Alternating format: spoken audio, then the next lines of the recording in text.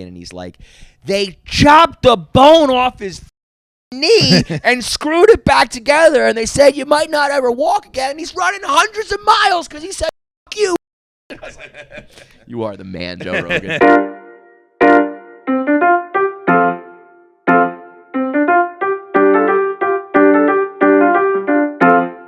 Welcome to KFC Radio, presented by KFC. I have a massive problem right now. As you can see, we are on the road. I'm at the airport. We have been traveling. We've been in Chicago. We've been in Austin. We've been doing shows. It's been a busy day. And every single time we do this podcast for the last month, I have been able to look forward to one thing and one thing only. That is KFC. Currently, it is the Chizza. Before it was a smashed potato bowl. I knew when it was time to talk, there was time for KFC. There's a Chizza there. Chizza is the most delicious thing I've ever had in my entire life. That's not even really an exaggeration. Chizza is chicken, melted cheese, marinara, pepperoni. It's a chicken breast, big old hearty one, sliced in the middle into 2 pizza slices. It's a Chizza. Do you get it? It's chicken and it's pizza. It's a Chizza. It's genuinely delicious. I have a Pavlovian response to doing podcasting now. I have a wet mouth. How about that? You're about to listen to it. Jackie's face is like, what the hell, dude? But I do have, now that I'm talking about Chizza, I have a wetter mouth than I did before talking about it. Jackie's going to have to cut all this out. Nah, it stays in. It stays in because the Chizza makes your mouth wet. And you should go get yourself one now at a participating KFC location today. On to the podcast. All right, the gang does Austin take 2. We are I already told some jokes. I know, they were funny. We're not going to redo it. We are in Austin, Texas. I am so grateful to have you in my life, bud. Why? I would have never come to this. Oh. And I'm very happy we did. We got the text from Bert. I was like, yeah, that's a good point. I was like, there's no way Kevin's going to come to this. Yeah, I'm very proud of you. If you're happy to have me, I'm proud of you. We got the text from Bert a week ago saying it was just a flyer for their, they put out their new vodka, Pour Osos. And they said, we're having the release party in Austin. Here's the flyer. You know, it was venue to be revealed. So it was not like, you know, he invited the whole world. It was like a nice invite. But I was like, I'm not gonna fly to Austin for a day just for this party. And John was like, we should go. And I was like, John said yes, I'm gonna go. and you're always that guy in my life, bro. And then we end up going and have, you know, one of the most legendary nights of our career. So I would have just been sitting at home, eating fucking caramel cone ice cream again, doing what I always do. Still did that too. You can do both. Jackie, you can live in both Throw worlds. it to him. Throw it to him. Full. Look at you. And unopened. Wow. That is. You know what that is? That's growth. That's 39. Is that was, well, damn, I was going to surprise singing happy birthday to you. Happy birthday to you. Happy birthday to you. Happy birthday, dear Kevin. Happy birthday to you. 39, man. Yeah. I got that. Yeah, I got this. Like, dude, you went on a run. I got this last night at like 1:30 in the morning when we got back from the party. They never have caramel cone at like a random Marriott. So I was like, I got to get it. And I was like, if I eat this, I'm going to be wrecked. Wrecked when I go to bed. So, but anyway, back to the point at hand. I would have never gone. You're always the guy who says yes. I'm always the guy who says no. I'm the homebody. You're the social butterfly. And you made me do a bunch of things in my life that I probably would have always said no to and always ended up having fun. But last night takes the cake. That's good. It's always worth it. It is. I mean, like, and I know. Not always. And I say, not always. That's a lie. But But times it is worth it outweighs the time it's not. Yes, correct. More often than not, it's always better to say yes. And then especially when it's like, you know, if it's like your friends are dragging you to a party, to like a regular party, it's, you know, don't go. It's not the end of the world. When we are blessed with the opportunity to hang out with some of the people that are inviting us places, you fucking go. You know? So so that's the point. We go to Bert and Tom's release party, which, by the way, no surprise here, but they have released like the most successful liquor of all time, like literally of all time. Like it's like their team is like the mad at them. distillery had to pull the emergency, stop the presses. Right. They ordered to. We don't know what to do. Yeah. Right, like people are mad that it's selling as fast as it is. So congratulations to those guys. It was funny. They were like supposed to do a soft launch, and they were like, we launched in Vegas at the Super Bowl with Bert Kreischer. Like, how is that going to be a soft launch? It's never going to be a soft launch. But so we go to Tom and Bert's party, and when Tom and Bert, no offense to the two bears, are like the schmucks in the room, you know you're running in a wild circle. I mean, those guys run in a different world now. Yeah. Even like, I mean, I guess we don't really hang out with Dave, so like I'm sure if you hang around Dave, you meet some fucking wild people. But other than that, like, I mean, I don't know anybody who sniffs that shit. This was like, we're talking to billionaires. Multiple billionaires. A lot of billionaires. More than several All billionaires. T-shirts, which I gotta say, I take umbrage with that. Dressed like a billionaire. And I don't mean just John, guys that is dressing like a billionaire. I mean the new age billionaires. Oh, what do you want? Like, well, what does that mean? I want to be like so fat they get stuck in a tub. Oh, okay. Okay, yes, that I agree with. I want them to wear like the watch. Like, I don't know. I want to look like old Victorian billionaires. Look like a Vanderbilt. Okay, like I respect that. Have like the mustaches. I don't want to talk like well, you know, like it's a funny. Human walrus who kind of talks like a transatlantic accent. I want my with a monocle, maybe. Sick freaks. Like, not just normal nice guys. No, rat race shit. Fill up a hot tub with Pepto Bismol and hang out. Yeah, weird shit, man. I think they go through those phases. Like I was talking with Tom about that because Tom is very very sharp dresser, you know, and he said to one of the guys we were talking to two, like, what are they called, like restaurateurs or whatever when you're in restaurants, billionaires who own like literally thousands of restaurants, dozens of Michelin star restaurants, and they're just in like T-shirts.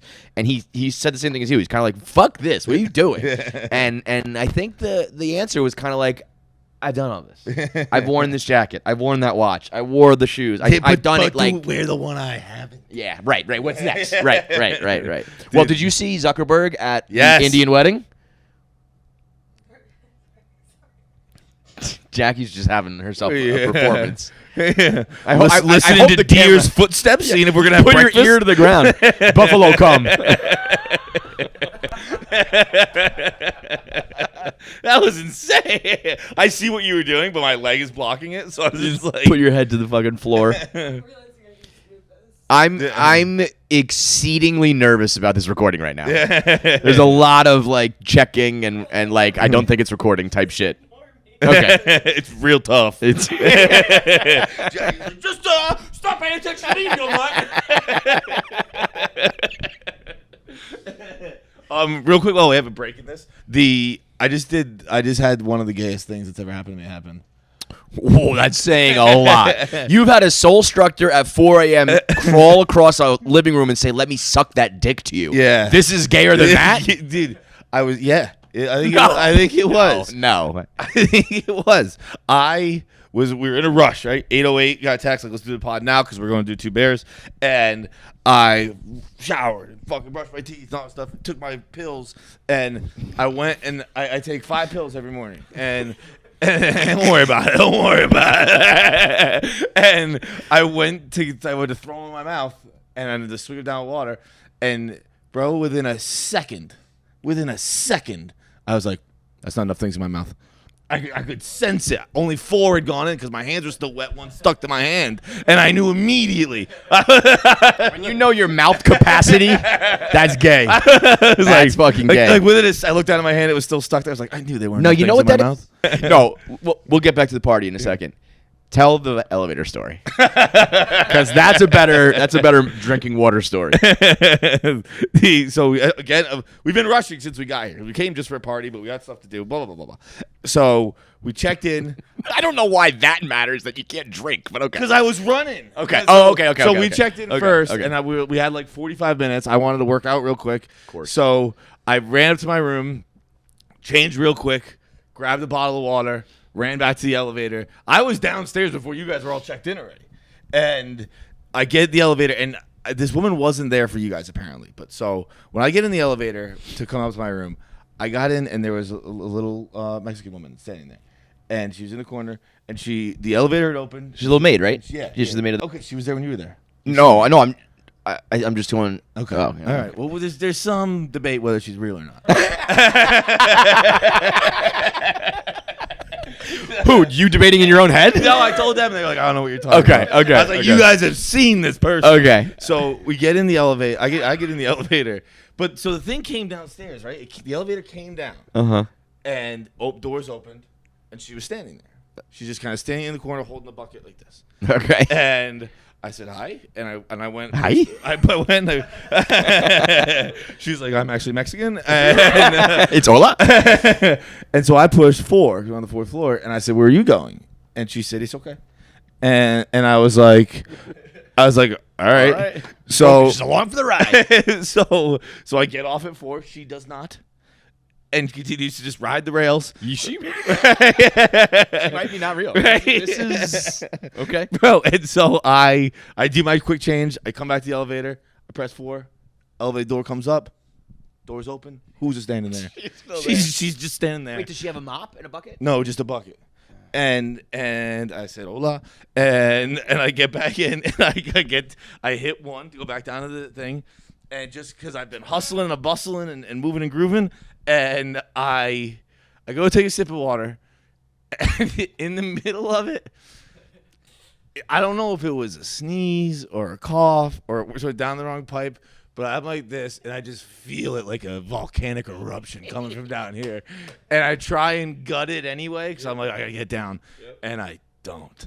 And so I'm like this, and this little ghost is standing in the corner, and I just go, and it starts spraying everywhere, all over the ceiling. Triple H, time to play the game. and then I'm like, I'm sneezing, and it's coming out, and it's hitting things, and I'm like, I'm so sorry. I'm choking, and I'm coughing, and I'm laughing at how ridiculous the whole thing is. And then I'm trying to get my. She's so polite, right? They're all, you know. I'm like, I'm so sorry. I'm so sorry. And she's going, it's okay. And I'm like, no. But then I'm coughing so much that I'm now nauseous. And it's kind of just like, I don't know if people do this, but I do it. When I'm coughing so much in my house, I just drip. You said that last night. You're like, when you're coughing so much, you just drool. And I was like, no. And I just let it. I'm like, and I just gotta let it fall out of me. and then I definitely clean it up after that. But I was like trying to like, and I was just like, I'm so sorry. and she's keeping going, it's okay. And then I get to the first floor. Oh my god. And I get out, and she doesn't. She just keeps riding the She rails. just stayed on the fucking thing. That's why I was like, you guys. I said to them so confident. I almost want to. I was like, you guys saw the elevator woman. I want to like do a loop before we check out. Prove if this woman's real or not. We need to do ghost hunters at the courtyard off the highway in Austin to find out if the Bro, if any elevator there's ghost a is place, real. right? Probably like. I around mean, yeah, here. for real. So last night's party. It's Tom and Bert. It's these billionaires. Shane Gillis ends up coming through after whole gang. After doing Stuff Island, Shane, Lemaire. after doing their sets at Mothership. The guard dog Lemaire comes in. And then who is there? Joe Rogan. And then Joe Rogan came through. Joe Rogan comes through, and it was funny. I was so kind of just like. Bert has been so good, and Tom, but Bert and Leanne and the whole Kreischer family has been so good to us that was like the real reason I came. I was like, it's a big thing for them. They've done amazing stuff for us professionally and personally. We got to go there. So I was just thinking about that, and I was not thinking about Austin and Gillis and Rogan and any of that. I was just like, I don't know. We're just going to go and see Tom and Bert. And like that's it. Yeah. Not even considering that like Rogan and billionaires and like that it would be of course it's gonna be a fucking incredible party. Yeah. I like that. I don't know why I was just like that's a problem this. when you're dreading so much going outside that you don't even consider the fact that there might be Michelin star restaurateurs, Michelin star people who made cheeseburgers. Dude, I saw O'Connor take a bite of a cheeseburger. I thought he came. I got him a chair. I was like, you need to sit down. Segura did the same thing. I watched Tom eat a burger. Tom ate a burger, and the chefs that we met who made that. That is the coolest story I've heard in a long time. Phil Lee is he was described to me as the only white man that Japanese people will let touch their sushi. Yeah, I like to check the etymology of that Lee. Yeah. That seems a little suspect. See, that's not a stage name, how do you Philip. spell that Lee? Is that Leigh? That Li? There's a different story going on here. But yeah, I asked him. I said, "When did you know that you were really like fire with sushi? Like, when did you know it?" And he was like, I knew I wanted to be a sushi chef at 13, which is the craziest sentence I've ever heard. Imagine being a 13-year-old boy being like, and not just being like, I want to be a chef. Because I said that to him. I said, sushi specifically? And he was like, yes. That's crazy. 7th grade boy, all you're doing is jerking off. And this guy is like, I want to do sushi. So he said, 13 I wanted to do it. At 18, I started to be like, I started rolling sushi at some restaurant. Me and my wife, like we made our own little mom and pop shop. We'll tell the Rogan story in a second. But he said, actually, I think it was pretty recently. He was in Japan at like the place of all places. He rolled the sushi for like these, like Japanese, like very important people. And the guy said to him like, that was very good. And he was like, that's what I knew. That was the moment I knew. I hope he get a shit bow. What's that? Shit bow. What's that? It's the curb. You gotta go all the way down. Right, yeah, right. If you want to come into here, you gotta go all the way. But when Tom was eating the burger and then ate his wife's strawberry shortcake, and I mean, at one point Tom just had food. I mean, there was conversation flying. He was just like, It was that good. It was a full spread, and yeah, Rogan came through, and it was the first time we got to kick it with him. So it's a KFC Radio bucket list moment to hang out with Joe Rogan, who is exactly Joe Rogan. Dude, it made me like him so much more. Not that I ever thought there was any sort of shtick, but like he is as authentic as it gets. Yeah. like it or hate it. There are plenty of people who think he's a meathead and don't like it or whatever. There's obviously meatheads get a bad rap. He's the best meathead in the world. Yeah. I say it endearingly. He's just like, we were talking about elk meat and knee surgery and MMA and like all the shit that he was talking about doing collagen treatments for your face with red light treatments, and I was like, holy fucking shit. He does this on the clock and off the clock. He does it for 3 hours at the show and then he just keeps doing it at the bar. It's crazy. Dude, I was telling somebody, Lou, and I was like, dude, if I just told you this is what Joe Rogan was talking about when I met him, you'd be like, you're making that up. The script gets rejected from Hollywood. If you guys wrote a sketch about Joe Rogan and you were like, all right, so Joe's gonna show up and he's gonna talk about elk meat and his compound and bow hunting and all this shit, I would be like, come on. Let's be a little realistic here. Nope. It was 100% where I was like, so first of all, like he carries such a wake to him that like, first of all, I heard he was in the building, and I'm not a Joe Rogan fan, but I'm not I'm not a super fan either, right? So like I would think that doesn't. I'm not like but the second I heard he was in the building, your eyes just start darting. You're like, it's like fucking Elvis. Is he over there? Shit, Is he over there? Was he over there? Yeah. And then finally spotted him. You were talking to him already. You spotted him in the corner, and I think it was you guys like, go over there. And I was like, I'm not going over there. I'm not going to interrupt Kevin talking to Joe Rogan. But then just like as we keep saying like, we're not going over there, you just start shifting over. We're like, wait, why are we halfway down the bar right now? It's like a gravitational pull. Like you're in Joe Rogan's orbit. I said I don't even want to go, but I don't stop me. Like it was crazy. I had a very awkward moment. Bert said to me, Rogan's coming. Have you ever met him? I said no. And he's like, you got to meet him. He's a great guy. He's going to love you guys. And I was like, cool. If we do, we do. If we don't, we don't.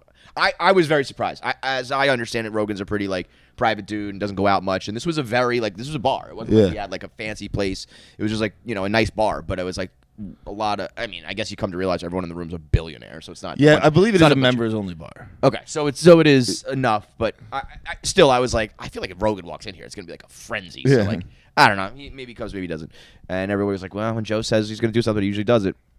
So anyway, he comes and he's talking to Bert and Tom and all those guys, and so Bert makes eyes with me, and he does that, he looks over the conversation and kind of gives me a nod, and I was like, okay, I think it's time. So then I start walking over there, and by the time I get there, he's not looking at me anymore. He's just back in the conversation. And I don't know whether that was like, hey, pussy, just join the conversation by yourself or not. And I just kept going. and I walked up those stairs, and I pretended to take a phone call outside. Oh, I saw that. Okay, because when we saw Rogan, I was like, wait, is that Kevin? No, he's trying to take a phone call. I stood there for a second. Yo, you had the phone out. You saw that shit. I did the whole thing because I was playing the wall. I was just standing on the wall, and I was like, this is even more awkward if I'm like waiting to get subbed into the game. You know? So I was like, I'm gonna just go stand here, and then there was a bouncer there, and I was like, can I go outside? And he was like, yeah. And I was like, I gotta take a phone call. And then I just stood there for like 30 seconds, and I hung up, and it was locked from the outside, so I had to knock. And he came back in, and then I walked, and then I on the way back towards that little talking circle is when Bert like grabbed me and said, I want to introduce you to somebody. So I was like, oh my God. Dude, I did the... So it's so ridiculous. I mean, it's not, just, though. I mean, Like, it is, but it's just like so silly. Like, it feels particularly silly. At the end of the day, Joe was one of like the most like gracious, humble, like nice. Like it was silly to be nervous about him. Yeah, you know what I mean, but it's not. Like, just because he's a nice guy, like he's still like it's like all I hear is Tom Brady's a nice guy. Someone goes, yo, go talk to Tom. I'm like, what are you fucking crazy? Nuts? I mean, I think I'll say this. I have a personal rule. I'm not just gonna roll up to anybody who has personal bodyguards with them. Yeah. That's a whole other level. Like we've been around some famous people. I don't think we've ever seen bodyguards. Well, people have brought bodyguards like to the office. Never just in public. Never just around. Yeah. Yeah, people have. I don't know, but I've seen bodyguards. Like I was thinking about Hemsworth. He didn't really have. He was on. He was. But like, I'm sure they were there. Yeah, I'm sure like, you just couldn't even get close to that room at all, right? Yeah. Like in the lobby or whatever. Yeah. But those guys are awesome. Those guys. I feel like we should get those guys on the podcast. We're probably not allowed, but like the Joe Rogan comedy mothership bouncers. At one point, this one guy, I think the only probably like normal guy in the room who was not somebody elite, came over and had a few too many and very awkwardly interrupted a conversation of Joe and Tom and Bert. And tried, and he was nice. He was like, "I'm a bussin' with the boys." Of course, the bussin' with the boys fan, just a total scumbag. And he was just, he was saying nice things, but when they just linger. Yeah. And they linger and they linger, and everybody was kind of like, "All right, dude." And the guy came over and gave him like the pat on the stomach, like, "Okay, it's time to go." And he still kept trying to be like, "Just wanted to say thank you." I was like, "Bro, you're about to get fucking tossed by a Navy SEAL. Just go, dude. Just walk away." But it's a funny thing to just be like. I mean, I have not been that awkward about meeting somebody in a long time. Well, you were over there, and then Bert sent over a photographer to get me. Yeah, because he wanted to take that picture. So he like sends a photographer over. Great picture, by the way. And I like exactly kind of what you did. Where I was like very sheepishly going over there, and I was like, "This is so weird. This is so weird. This is so weird." And then we take a picture. And I kind of, Bert's like, "Fights, get in here," and I kind of like just kind of mosey on in, and I get in the picture, and then the person I'm next to just looks at me and goes, "Who the fuck are you?" And I was like, "I can't wait for this picture to be done so I can get the fuck out of here." It's hard to navigate because as we were pulling in, I was like, "Hey Joe, that's my co-host over there," but it was loud, and then no one's listening. I was like, I wanted this to be over so bad too. But by the time I did meet him and we talked, and I was kind of on the outside in there's a moon in the universe, and then eventually I crashed into Earth. And my space metaphors don't go very long, folks. You were a moon and you crashed into Earth. If we ever get on Rogan and we're talking about aliens in space, leave that one in the pocket, okay? But like, when you're a moon and you crash, Joe? I was listening, and I exactly in my head was like, if I tell people, they're not gonna believe me. Like you particularly had. He's like, have you seen the guy's forearms? They're fucking the size of a tree. And I was like, I like muscles. Who's he talking about? Bro, in my head, I was like, I had a thought, and I was like, how can I talk to Joe about John's muscles? I wanted to be like, yo, I know a guy. He's got big muscles. we did this combine thing. He lifted a lot. But he's like, and I was like, and then he's like, he pulls up a picture. To be fair, humongous muscles. Are we Steve not saying Garvey. it? Okay, I was gonna say we're not saying his name for a reason. Yeah. We were talking about Steve Garvey, the ex-baseball player who now is a politician. But that's when it really kicked in, when he's like, and he's a Republican senator from California, and he's winning. And I was like, hang on, we're talking about a guy's muscles, forearms, as a Republican senator from California, and then like, this is crazy. And then it goes, he's got an MMA frame, and I was like, no way, no way. It's as advertised. It's as advertised, man. And then he shows me a picture. He's like, these things, they'd punch a hole in your fucking head. And I'm Joe, nice to meet you. And I'm like, this is crazy. To be fair, if you Google this picture of Steve Garvey, No, dude, the picture. he has like abominable snowman, like Yeti arms. They're hairy and they're big. Makes the baseball bat look like a toothpick.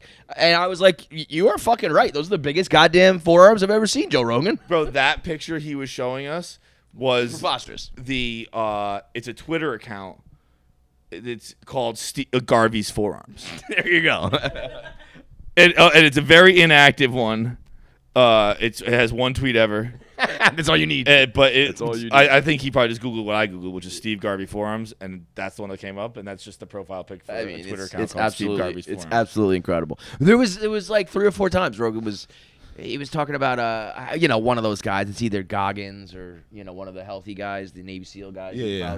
And he was like, I kind of, was half out of this conversation. I come back in and he's like, they chopped the bone off his fucking knee and screwed it back together. And they said, you might not ever walk again. And he's running hundreds of miles because he said, fuck you, bitch. I was like, you are the man, Joe Rogan. Show me pictures of like the x-ray with the screws in his leg and everything. I was just like, I mean, that makes me so happy to know that none of that is forced or like, because that means he loves his life. Yeah. Like if there are times, I mean, we're pretty.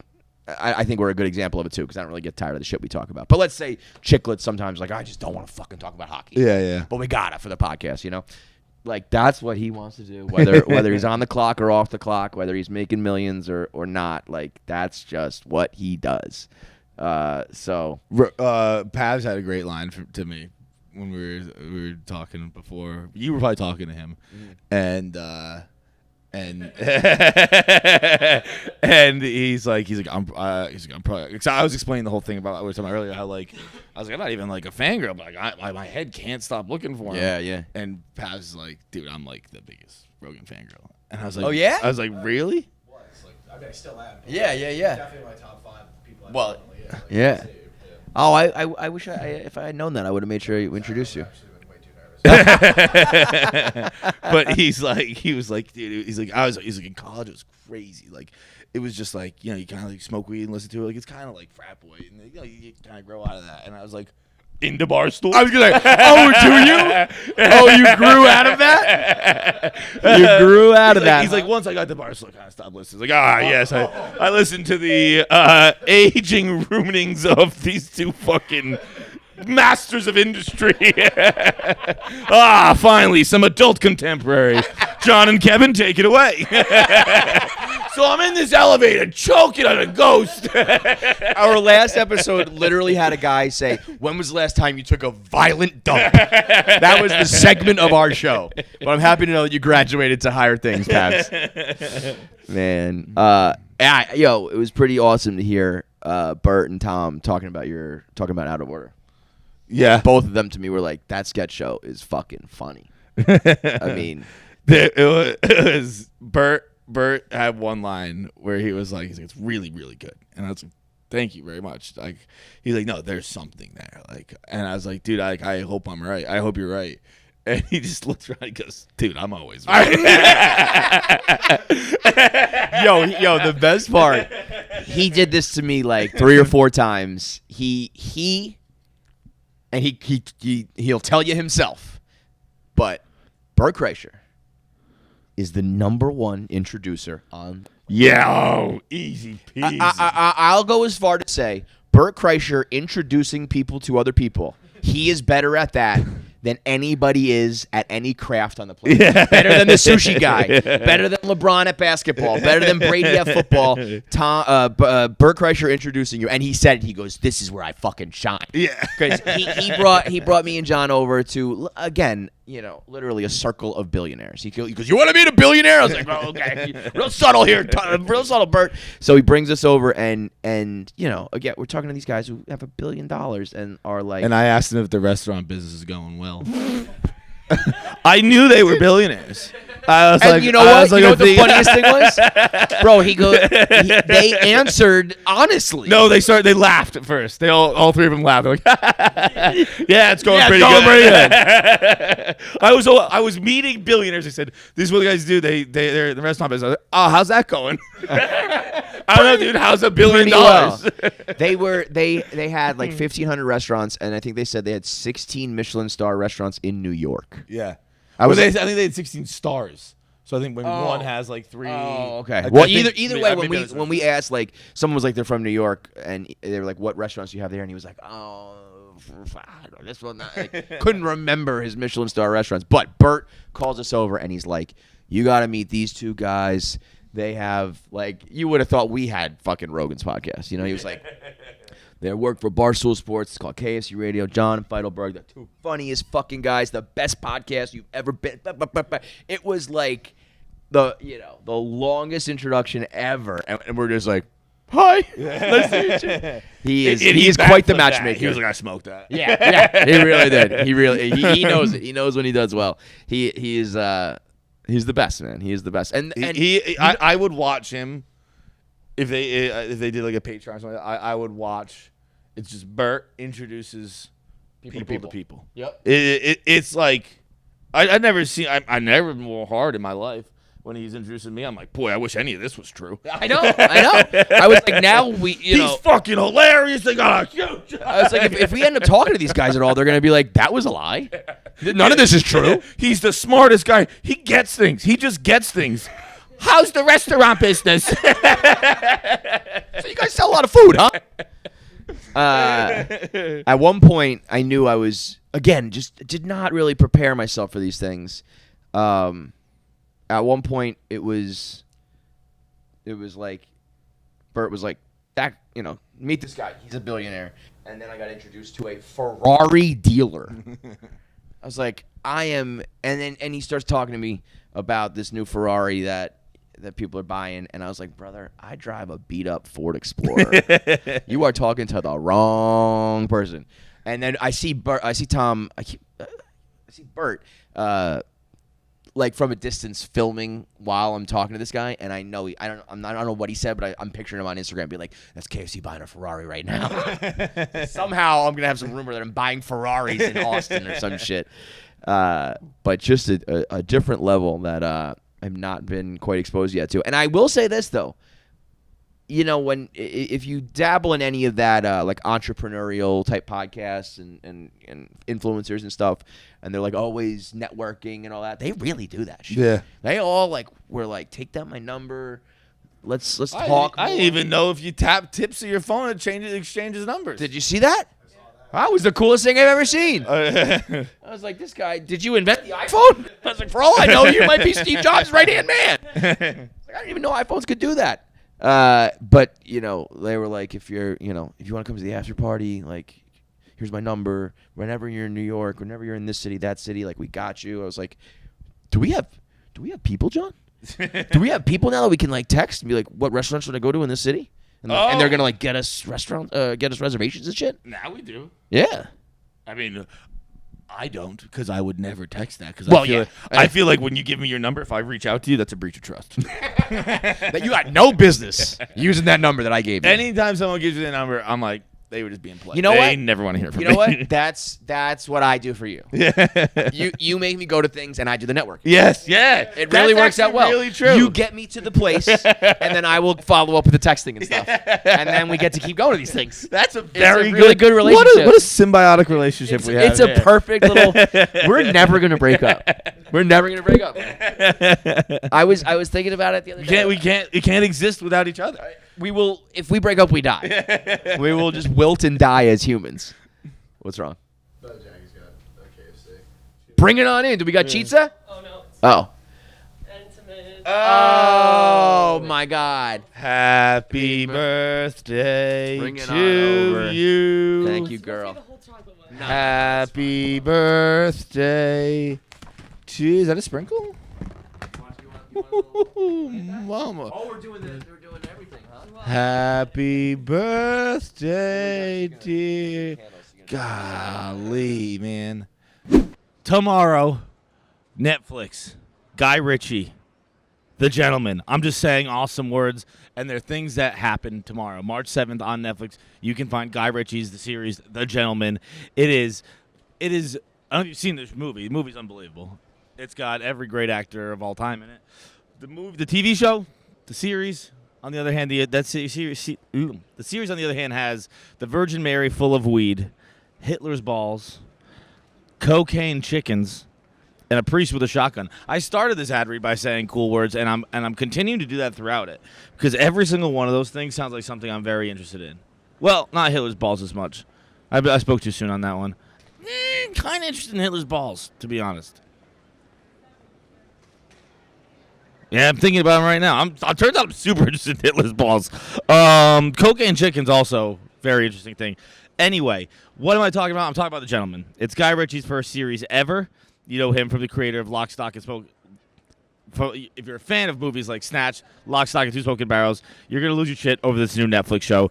It follows a cast of low-down lords and ladies slumming it in Britain's criminal underworld. Guns out, pinkies up. Again, tomorrow, March 7th, it will be on Netflix. Watch what happens when you try to play gangsters at their own game. Do not miss The Gentleman. Now playing only on Netflix. So it is my birthday, 39. This is 39. Jackie almost started crying in the elevator last night. Yeah. You're a little psycho, huh? You got emotional when I first said it at the bar. You were very like, and then in the elevator, you were like misty-eyed. I can't stop crying. Oh, like in general, or about my birthday? No, in general. Okay. It was we're all in the elevator riding it up, and she was like, I got scared. I thought something happened. She looked at her phone and she went, "Oh my God, Kevin!" And I was like, "What?" She's like, "It's her birthday!" I was like, oh. That was crying and freaking out. It was wild. 39 has 39. Thank you. That was good. 39 has been the 39? the first and 39? What is that? 39? It's Schmidt from New Girl, but it's 29. Oh, okay. 29? 39? I have never.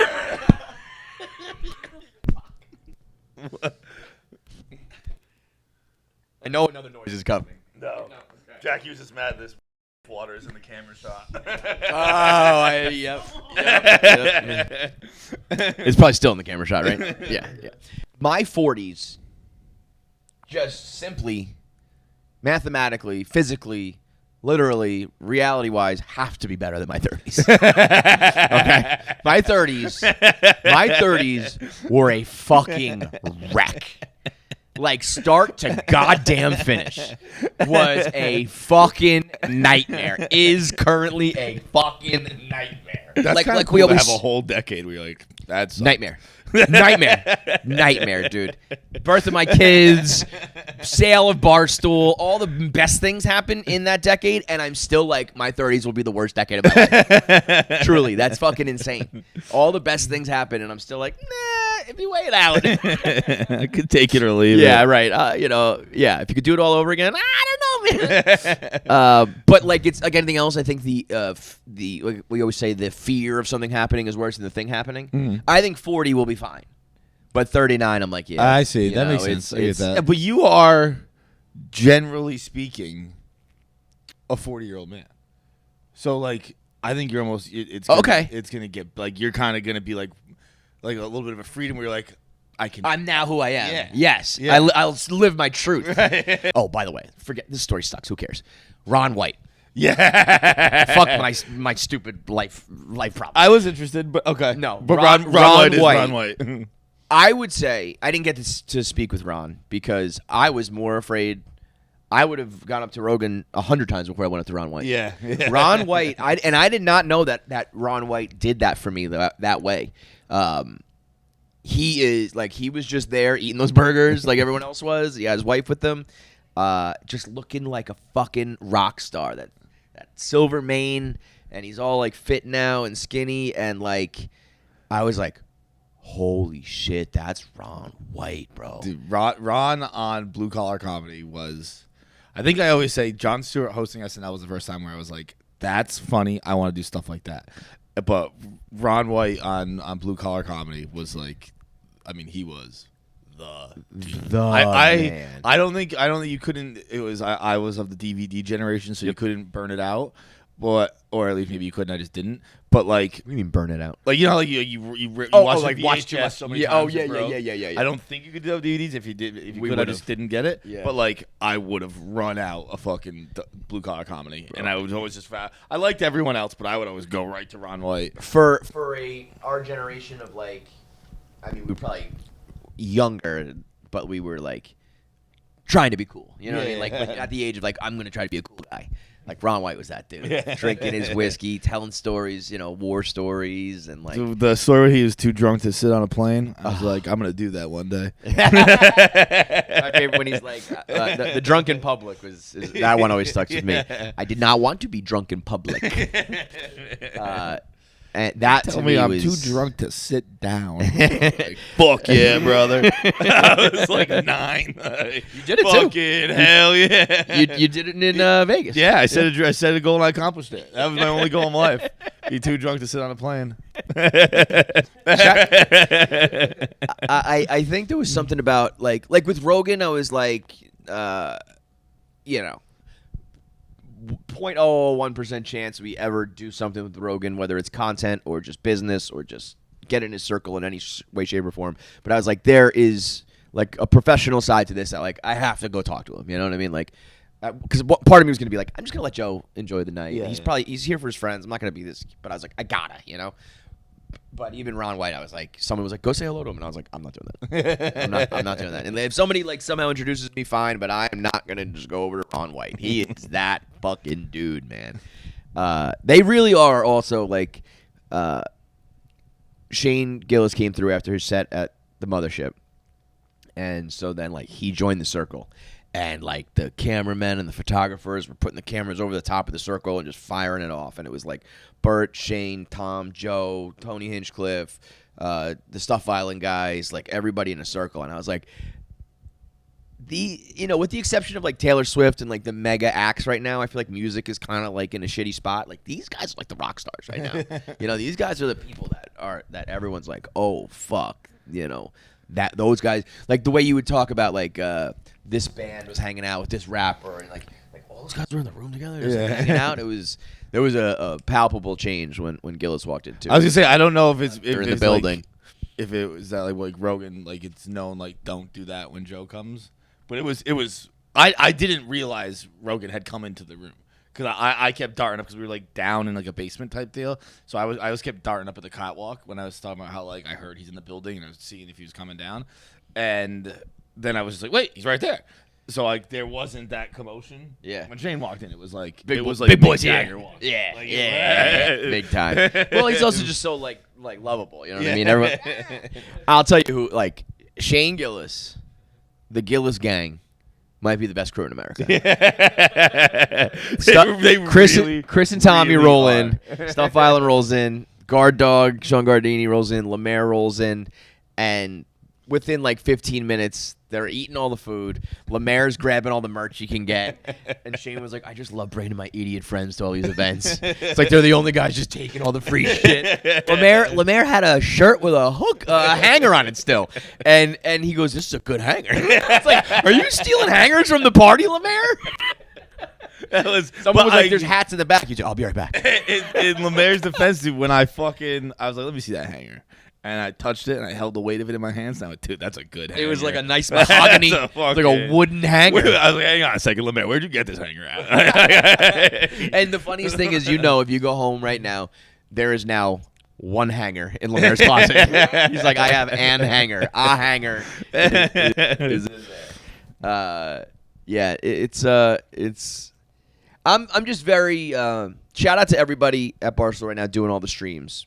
Klemmer has a staggering amount of people watching him, and Jerry broke the Caitlin Clark scoring record. Got it done one, faster than how Matt 5 said. hours. Yeah, someone. Dude, someone 500 threes.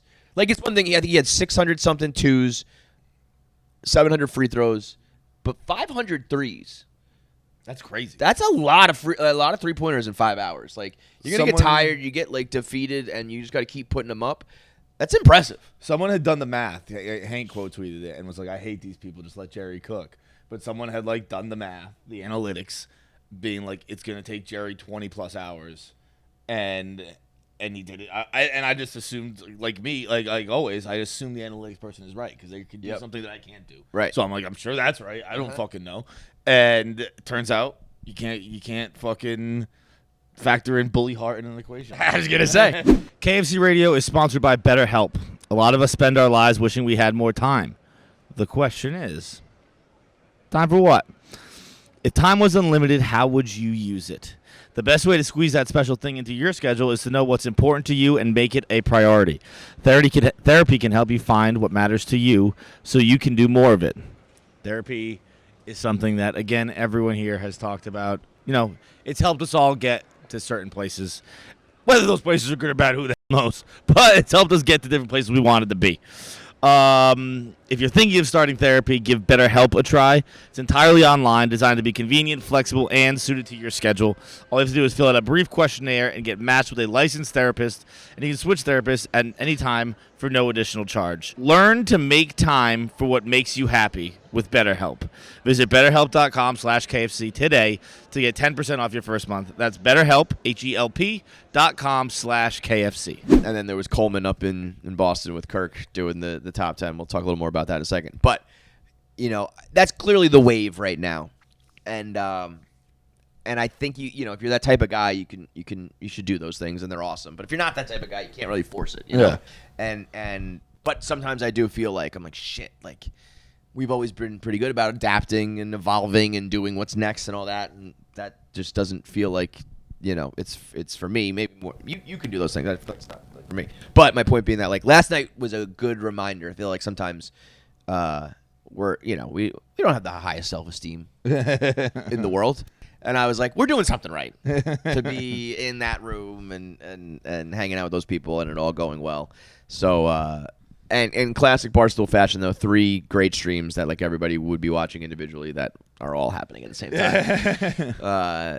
The Coleman Jim Tomei saga is one for the record books. That one was insane. I to be fair, I don't think I'd have gotten Tomei. I think I did was not realize thinking he was about a it 600 myself. guy. I think eventually I probably would have just been like, let me just start naming sluggers, and I think I would have talked about that Indians team eventually.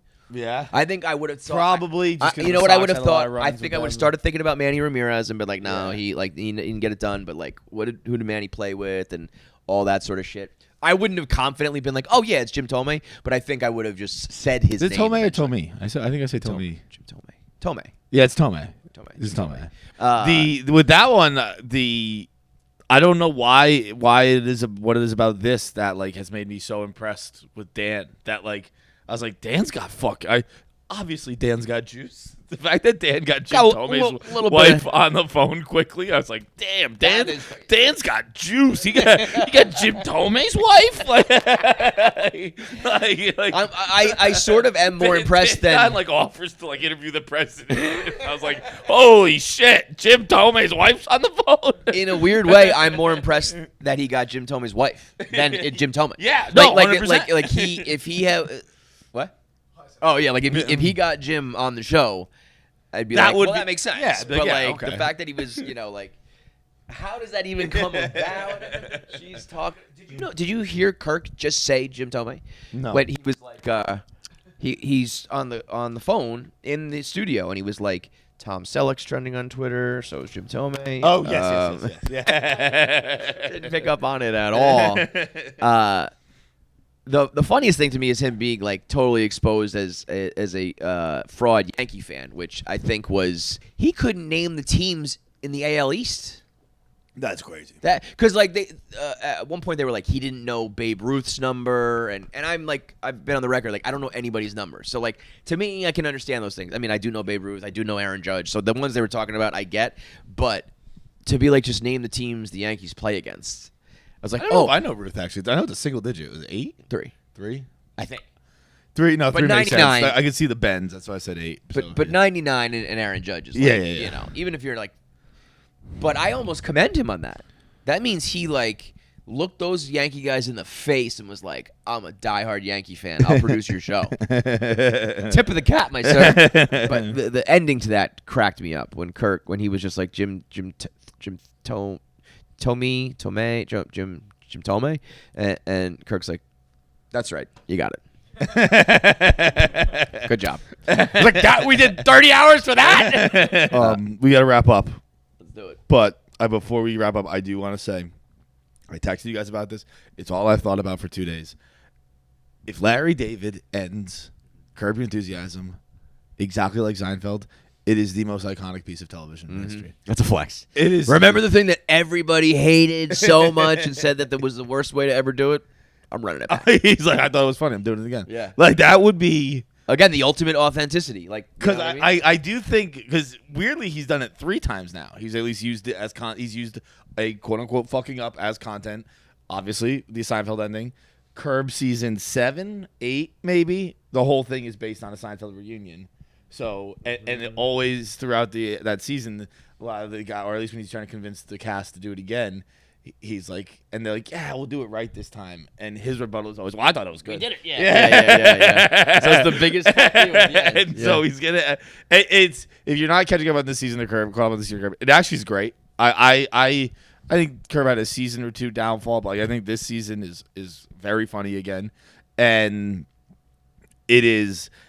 I'm not like making it like it's either happening or Larry wants you to think he's doing it. 'Cause, like he's very clearly on a train track where he is heading to court. It is with like with the episode 5 I think just ended where his lawyer forgot to file paperwork in time that was going to get him out of court. So he's clearly Going to court. He's going to be like on the stands. Like it's so and he's just like. I don't like everyone hated it. Which I never minded it because I don't think there's a clean way to end a show like that where characters never show growth. Where like they never become a better person. There's not like they're all New Girl like Nick Miller's always striving for being a writer and Schmidt is looking for love with Cece and The Office. The characters are trying to get better in shows like Seinfeld and Sunny and Curb. The characters never are trying to get better. They're scumbags. Like, they're all bad people. So like you kind of just gotta like I don't know have an unorthodox ending and bring all the hits back. And stuff like I that. bet you this time it will be well received. But You like know? it is because I think people obviously because like he fucking did it. Yeah. Like, he had the blueprint for something everyone hated. It was like I thought it was good, so I'm doing it again. I think if people watch the Seinfeld finale now, I think that's aged better than. Oh, I watch it Yeah. all the time. I have no Yeah. problem. I Yeah. when I first saw it, I was fucking 8 or 9 or whatever. And my parents had a big party for it. And Did they? Wow. yeah, That's the whitest shit I ever heard. So we had like I remember A Seinfeld sitting on the finale floor watching party the Seinfeld in finale. Fall River, Massachusetts. Oh wait, let's just tell real quick. It was one guy who was overserved last night at the bar, and was just pretty much the worst person alive. he was so obnoxious. Or at least the worst drunk person. Maybe he's great when he's sober. This guy drunk was just so obnoxious. Like trying to flex money, trying to flex status, just making weird noises. And he said to John, "Where are you from?" First he asked me, he's like, so like he's like, is this what like life's always like for you? Like just fucking surrounded by celebrities? And I was like, I was like, nah, man. Like I usually just hang out with my friends. And he goes, oh, cool, John. I was like, You and your friends I was like, all right, man. hanging out with people. And then I was like, he's like, where are you from? And I was like, I'm from Massachusetts. He goes, and I was like, oh, all right. I actually, for like the first time in a long time, I was like punch him in the face. I'm gonna do it. Like brain snap, like hit him. And Thank God you're not that guy. 'Cause you're knocking motherfuckers out. Yeah. and I pushed that part down. I was like, "Where are you from?" And he went, "Massachusetts." I was like, that's kind of funny. The man. Where are you from? Massachusetts. Where are you from? Massachusetts. Legendary. The more I'm man. talking about this guy, the more I'm like, I think he's great. but when I was talking to him, I was like, I despise this person. Legendary guy to cap off a legendary night. So thank you to Bert and Tom and Rogan and shout out to Shane and all the boys. And we're going to go do our first Two Bears, One Cave ever. So that'll probably be out. They stack them up and release them, in the future. So it might be a couple months, but you'll see KFC Radio on Two Bears. So be on the lookout for that. A lot of bucket lists going around today. So shout out to the original Bucket KFC. And we'll see you guys next week. All right, thanks for watching. Make sure you subscribe, like, and leave a comment below. Click that button. Or I'll cut off my finger.